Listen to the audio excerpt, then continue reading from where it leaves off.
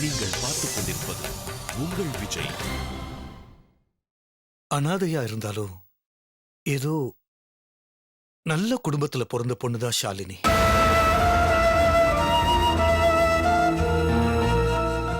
வேற வழி இல்லாம ஏதாவது சந்தர்ப்ப சூழ்நிலைனாலதான் அவ அம்மா ஷாலினிய தெருவுல விட்டு போக வேண்டிய நிலைமை வந்திருக்கும்.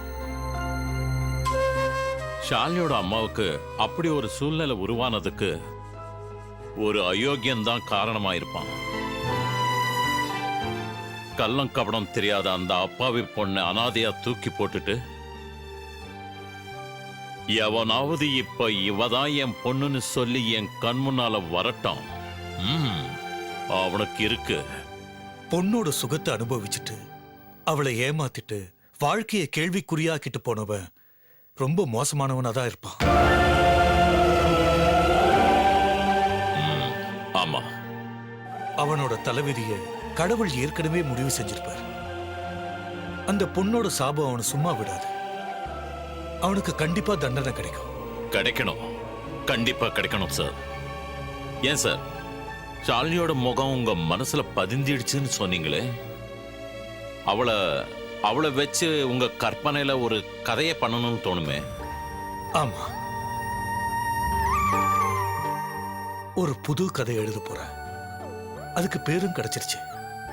ஆஹா, அப்படியா? என்ன பேரு? என் மகள்.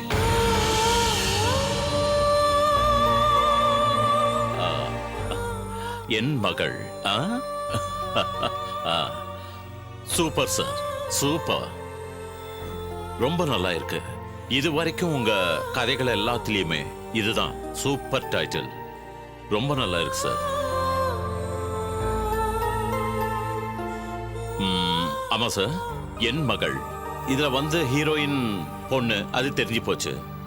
வில்லனாரு நான் சொல்லிட்டா?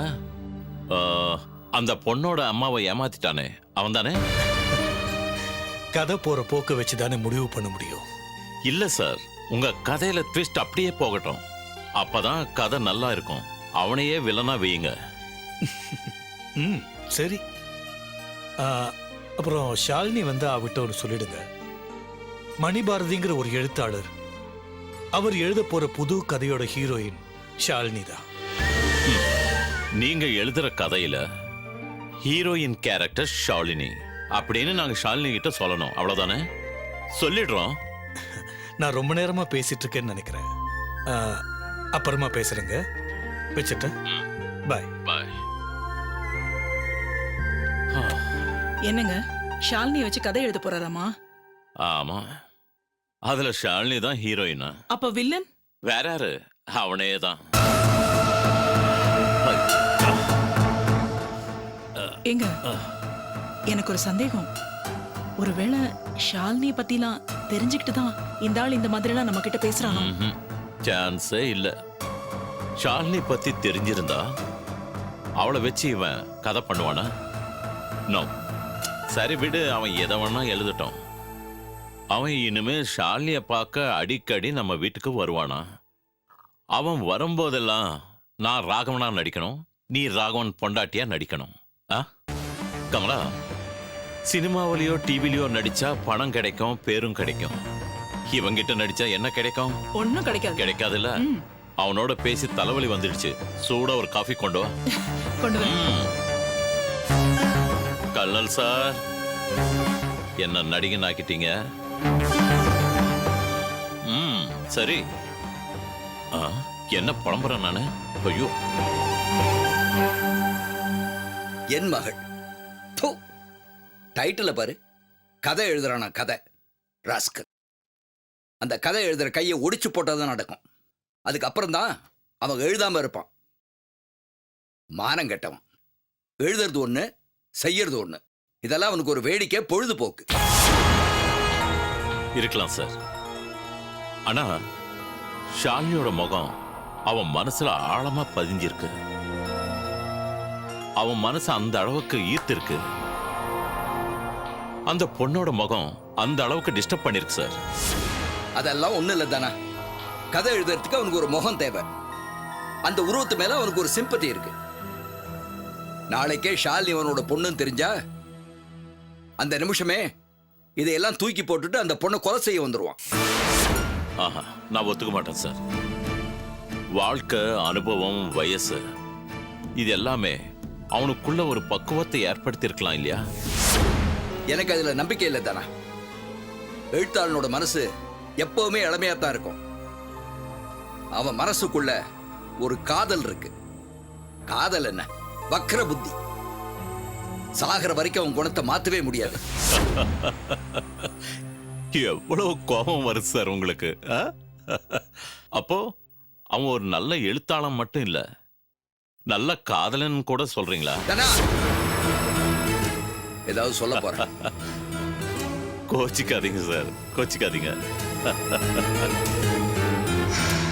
அவன் என் முன்னாடி வந்து நின்ன பணிவு, அவன் பேசின விதம், இது எல்லாத்தையும் பார்க்கும்போது ஒரு பக்குவப்பட்ட மனுஷன் சார். இங்க பாருதானா, அவனை பத்தி எனக்கு நல்லாவே தெரியும். அவனோட குணத்தை பார்த்துதான் ஜெயந்தி அவன்கிட்ட ஏமாந்தான். அவனுக்கு ரொம்ப நல்லா தெரியும் யாருக்கிட்ட எப்படி நடிக்கணும்னு. பொண்ணுங்களோட பழகிறதுக்கு அவங்களோட பலவீனம் என்ன, பலம் என்ன, எல்லாமே தெரியும் அவனுக்கு. அவன் முகத்தை பார்த்து, அவன் பேச்சை பார்த்து நீ அவன்கிட்ட ஏமாந்துடாது. மணிபாரதி அடிக்கடி ஃபோன் பண்றான். ஃபோன் எடுக்கலன்னா வீட்டுக்கே வந்துடுறான். 2-3 வாட்டி அவாய்ட் பண்ணலாம். அதை கண்டினியூ பண்ணா அவனுக்கு டவுட் வந்துடாதா? அது கரெக்ட் தான். ஆனா இதை எப்படி ஹேண்டில் பண்றது? தானா, நீ ஒரு காரியம் பண்ண. அவன் மருமகன் கார்த்திக் விஷயத்த சால்வ் பண்ண பாரு. அதே மாதிரி இதையும் ஏன் நம்ம ஆண்டனி வச்சு இதை ஹேண்டில் பண்ண சொல்ல? இல்ல சார், ஆண்டனியை இந்த பிரச்சனைக்குள்ள இழுத்தா நிறைய சிக்கல் வரும். என்ன சொல்றது தானே? ஆண்டனி யாரு, மணிபாரதி யாரு? மணிபாரதி இந்தியாவிலேயே ஒரு பிரபலமான ரைட்டர். ஆண்டனி சாதாரண ரவுடி. இவன் போய் அவர் மேல கை வச்சா பிரச்சனை பெருசாயிடும் சார்.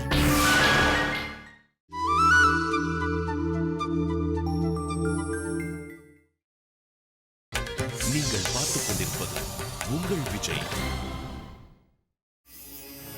இவன் போய் அவர் மேல கை வச்சா பிரச்சனை பெருசாயிடும் சார். ஆண்டனி உள்ள போறது மட்டும் இல்ல, அவனை அனுப்புனது யாரு, எதுக்காக அடிச்சான், இவன் பின்னாடி யார் இருக்காங்க, இது மாதிரி நிறைய பிரச்சனைகளை தோண்ட ஆரம்பிப்பாங்க. போலீஸ வேணும்னா சமாளிச்சிடலாம். ஆனா பத்திரிகை, டிவி நியூஸ் இவங்கெல்லாம் சாதாரணமா விட மாட்டாங்க. போஸ்ட்மார்ட்டம் பண்ண ஆரம்பிப்பாங்க. இதுல எல்லா விஷயங்களும் வெளியே வரும். ஜெயந்தி பேரு, உங்க பேரு, என் பேரு. அப்கோர்ஸ் நான் வந்து பாலிடிக்ஸ்ல இருக்கிறதுனால இது எல்லாத்தையுமே சமாளிச்சிருவேன். இருந்தாலும் இது நமக்கு தேவையா? அது மட்டும் இல்ல சார், நான் ஒருத்தனை அடிச்சிட்டு வாடான்னா ஆண்டனி ஏன் எதுக்குன்னு கேள்வி கேட்காம போய் அடிச்சிட்டு வருவான். ஆனா அடிச்சிட்டு வந்ததுக்கு அப்புறம் யோசிப்பான். அவன் சுயமா யோசிக்கிற ஆளு. அப்படி யோசிச்சான்னா உங்க ஃபேமிலி மேட்டர் எல்லாம் அவனுக்கு தெரிய வரும். வேண்டாம் சார், இந்த பிரச்சனையில அவனை இழுக்க வேண்டாம். இந்த விஷயத்துல ரத்தம் சிந்தாம புத்தியை தான் நாம யூஸ் பண்ணணும். இதுல ஏதாவது தப்பு நடந்தா இழப்பு நமக்கு தான். ரொம்ப கேர்ஃபுல்லா ஹேண்டில் பண்ணணும்.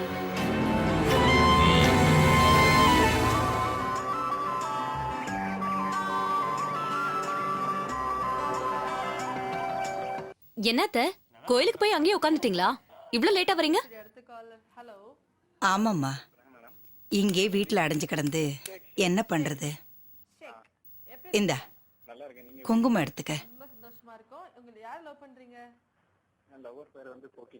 ஏம்மா, நீ தினமும் ஏதாவது காரணம் சொல்லி ஆபீஸ்க்கு போகாம இருக்கியே, ஒருவேளை ஆபீஸ்ல உனக்கு ஏதாவது பிரச்சனையா? அதெல்லாம் ஒண்ணும் இல்ல அத்தை. ஆபீஸ்ல சிலதெல்லாம் மாத்திக்கிட்டு இருக்காங்க. நான் புதுசா ஜாயின் பண்ணதுனால எனக்கு கொஞ்ச நாள் கழிச்சு ஜாயின் பண்ண சொல்லிருக்காங்க. இதை என்கிட்ட நீ இது வரைக்கும் சொல்லவே இல்லையே. காலையில நீங்க கோயிலுக்கு போனதுக்கு அப்புறமா தான் நான் ஆபீஸ்க்கு ஃபோன் பண்ணி விசாரிச்சேன். அப்பதான் அவங்க இந்த டீடைல்ஸ் எல்லாம் சொன்னாங்க. அப்படியா? சரி விடுமா. நீ ஆபீஸ்க்கு போய் சம்பாதிச்சுட்டு வந்து தான் நம்ம வீட்டுல சாப்பிடணுங்கிறது இல்லையே. ஏம்மா, நான் உங்ககிட்ட ஒண்ணு கேட்கலாமா? சொல்லுங்க. இப்போதைக்கு குழந்தை எதுவும் வேண்டான்னு நீங்க 2 பேர் தள்ளி போட்டிருக்கீங்களா?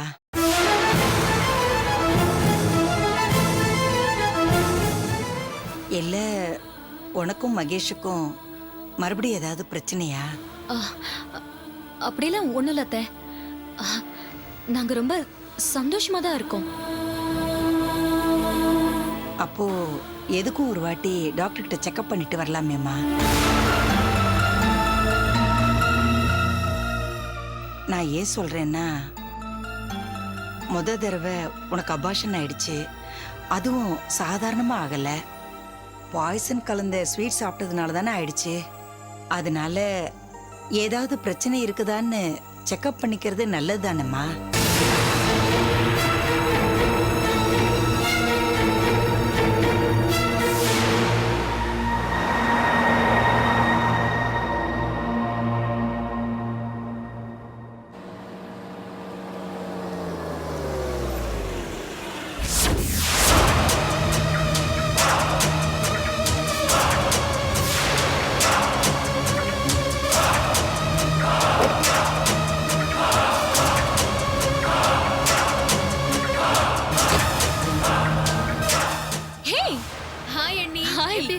நல்லா இருக்கேன். எப்படி இருக்க? நல்லா இருக்கேன். ஹாய் மா. வாம்மா. நல்லா இருக்கீங்களா? நான் நல்லா இருக்கேன். நீங்க எல்லாரும் எப்படி இருக்கீங்க? நல்லா இருக்கோம். அவரும் நல்லா இருக்காரா? ரொம்ப நல்லா இருக்காரு. ஒரு நாளைக்கு நீங்க வீட்டுக்கு வரணும் கட்டாயமா. கண்டிப்பா. இது என்னதுமா? அண்ணி, இது நான் உங்களுக்காக வாங்கிட்டு வந்த ஒரு சின்ன பிரசன்ட். இருங்க காமிக்கிறேன். டாப் அண்ட் ஜீன்ஸ் நல்லா இருக்கா? ஐயோ, இதெல்லாம் நான் போட மாட்டேனே. என்ன நீ இப்படி சொல்றீங்க? எவ்வளவு அழகா இருக்கீங்க. இதெல்லாம் போட்டீங்கன்னா இன்னும் எவ்வளவு அழகா இருப்பீங்க. இல்ல, எனக்கு இதெல்லாம் பழக்கம் இல்ல. அண்ணி, இப்பெல்லாம் கிராமத்துல இருக்கிற பொண்ணுங்களே சல்வாருக்கு மாறிட்டாங்க. நீங்க சிட்டில இருக்கிற பொண்ணு, படிச்ச பொண்ணு, வேலைக்கு போறீங்க. வேலைக்கு போகும்போதும் சாரி, வீட்ல இருக்கும்போதும் சாரி. எப்ப பார்த்தாலும் சாரி கட்டிட்டே இருந்தீங்கன்னா எப்படி? லைஃப்ல ஒரு சேஞ்ச் வேண்டாம்? இங்க பாருங்க, இந்த ஹேர் ஸ்டைல், இந்த Dress, இது எல்லாத்தையும் மாத்தினாலே உங்க லைஃப்ல ஒரு சேஞ்ச் வரும். நான் உங்களை சேஞ்ச் பண்றத முடிவு பண்ணிட்டேன். அதான் இதெல்லாம் வாங்கிட்டு வந்தேன். எனக்கு இதெல்லாம் ஒண்ணு வேண்டாம். அண்ணி, நீங்க அப்படிலாம் சொல்லக்கூடாது. அமலா, பிரியங்கா ஆசைப்பட்டு வாங்கிட்டு வந்திருக்கா. வாங்கிக்கம்மா. அம்மா, இதெல்லாம் சும்மா சாம்பிள் தான். நான் இன்னைக்கு பெங்களூர் போறேன். பெங்களூர்ல நிறைய மால்ஸ் இருக்கு. பியூட்டிஃபுல்லா மாடர்ன் Dresses கிடைக்கும். திரும்ப வரும்போது நிறைய வாங்கிட்டு வரேன். உங்களுக்கு மட்டும் இல்ல, அம்மாக்கும் தான். எனக்கா? ஆமா. ஏன் நீங்க மாடர்ன் Dress போட்டா என்ன தப்பு? ஆங்கிலோ இந்தியன்ஸ் எல்லாம் பார்த்தது இல்லையா? நல்ல லாங் கவுன் போட்டுட்டு பியூட்டிஃபுல்லா இருப்பாங்க. நீங்க கவுன் போட்டீங்க, சும்மா சூப்பரா இருப்பீங்க. எனக்கெல்லாம் எதுவும் வேண்டாம்மா. சரி, வீட்டுக்கு ஒரு கெஸ்ட் வந்திருக்கேன். ஒரு காஃபி, ஒரு ஜூஸ் இதெல்லாம் குடுக்குற பழக்கம் இல்லையா? இதோ எடுத்துட்டு வரேம்மா. உனக்கு இல்லாததா? அண்ணி, நீங்க மேல வாங்க. என்னோட டேஸ்ட் தெரிஞ்சு வச்சிருக்கிறதே நீ ஒரு ஆள் மட்டும்தான் கார்த்திக். என் புருஷன் அந்த முட்டாள் இருக்கானே, லூசு. அவனுக்கு கலர் சென்ஸே சுத்தமா கிடையாது. அவன் ஒண்ணும் உன்னோட ஒரிஜினல் புருஷன் கிடையாது, டம்மி தானே. ஒரிஜினலோட குவாலிட்டிலாம் டம்மிக்கு இருக்காதுமா. அம்மா, என்ன வீட்ல டிராப் பண்ணிட்டு வரல? மணி 12 தானே ஆகுது, அதுக்குள்ள என்ன அவசரம்? ரெஸ்டாரண்ட்டுக்கு போயிட்டு நல்லா சாப்பிட்டதுக்கு அப்புறமா, நம்ம பிளான்ல பண்ணதுக்கு அப்புறமா நீ போலாம். இல்ல கார்த்திக், நம்ம வேலையெல்லாம் முடியற வரைக்கும் இப்படி பப்ளிக்கா சுத்துறது ஆபத்து இல்லையா? என் புருஷன் இருக்கான்ல, அவனுக்கு இந்த விஷயம் மட்டும் தெரிஞ்சது அப்புறம் அவ்வளவுதான். ஆமா, அவனுக்கு எப்படி தெரிய போகுது? அவன் இந்நேரம் கம்ப்யூட்டருக்கு முன்னாடி உட்காந்துக்கிட்டு மவுஸை பிடிச்சு ஆட்டிக்கிட்டு இருப்பான். நீ வண்டியில ஏறு.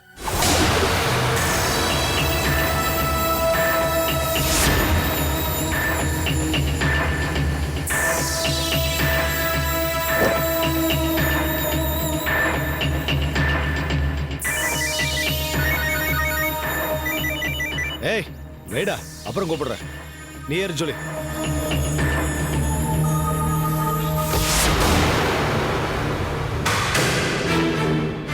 அருணோட ஒய்ஃப் வேற யார் கூடய கார்ல போயிட்டு இருக்காங்க.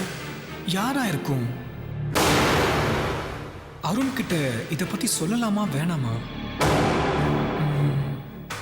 சரி சொல்லிடலாம்.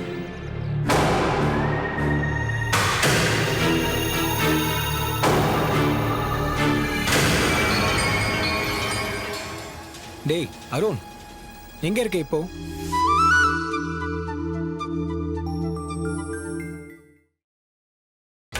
நீங்கள் பார்த்துக் கொண்டிருப்பது உங்கள் விஜய்.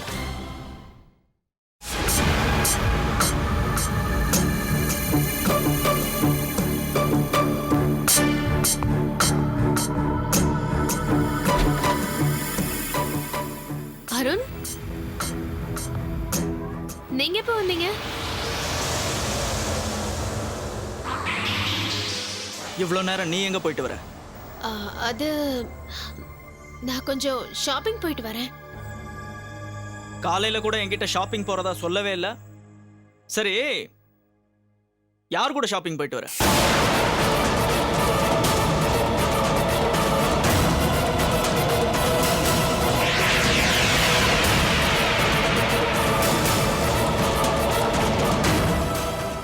அருண், என்ன அருண் இப்படி கேக்குறீங்க? நீ என்ன கேள்வி கேட்க வேண்டாம். நான் கேட்குற கேள்விக்கு மட்டும் பதில் சொல்லு. ஓ, நான் ஒருத்தர் கூட பர்ச்சேஸ் பண்ணிட்டு இருந்ததை உன்கிட்ட பார்த்துட்டு வந்து சொல்லியிருக்காங்க, அப்படித்தானே? இதை பாரு அருண், நான் பிறந்தது வளர்ந்தது எல்லாமே இந்த பெங்களூர் சிட்டில தான். எனக்கு ஊர் முழுக்க ஃப்ரெண்ட்ஸ் இருக்காங்க. இன்னைக்கு ஷாப்பிங் போயிருந்த போது அந்த மாதிரி ஒருத்தரை பார்த்தேன், அவ்வளவுதான்.